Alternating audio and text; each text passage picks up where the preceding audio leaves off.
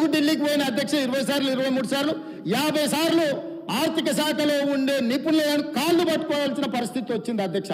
కనీసం నా debt restructure చేయి రేట్ ఆఫ్ ఇంట్రెస్ట్ 11.5% నుంచి కనీసం 7%కో 8%కో తగ్గించు అని 4-5% మెత్తి తగ్గించుకుంటే నాకు నెలకు 1000 కోట్ల రూపాయలు మిగులుతాయి. ఆ 1000 కోట్ల రూపాయలు ఏదైతే young India integrated residential schools SC ST BC మైనారిటీలకు ఏవైతే రెసిడెన్షియల్ స్కూల్స్ ఇచ్చామని గొప్ప చెప్తున్నారు. ఒక్క స్కూల్ బిల్డింగ్ అనే కట్టిరా అధ్యక్ష. కోళ్ళ ఫారంలో కోళ్ళ బుట్ట కింద కోళ్ళను కమ్మినట్టు 4 రూమ్లలో 100,000 మంది పిల్లలు వండుకుంటారు అధ్యక్ష. ఆడపిల్లలకు బాత్రూమ్ లేక 4 గంటల నుంచి ఆ పిల్లలు లైన్లో నించుంటారు అధ్యక్ష. ఆడపిల్లలకు బాత్రూమ్లకు సమస్య ఉందని మంచినీళ్ళు తాగుతలేరు అధ్యక్ష. ఆడపిల్లలు హృదయ విదారకంగా ఉన్నాయి అధ్యక్ష.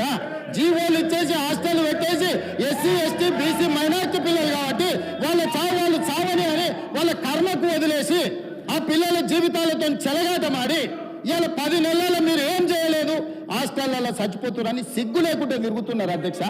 అధ్యక్ష, ఇన్ని 100 హాస్టల్ ఇచ్చిన రెసిడెన్షియల్స్ అంటారు కదా, 10 ఏళ్లలో మీరు ప్రగతి భవన్ కట్టుకున్నారు, మీరు సచివాలయం కట్టుకున్నారు, మీరు ఫామ్ హౌజులు కట్టుకున్నారు, 33 జిల్లాలలో పార్టీ ఆఫీసులు కట్టుకున్నారు, టీవీలు పెట్టుకున్నారు, పేపర్లు పెట్టుకున్నారు, 1000 కోట్ల రూపాయల వ్యాపారాలు చేసుకున్నారు.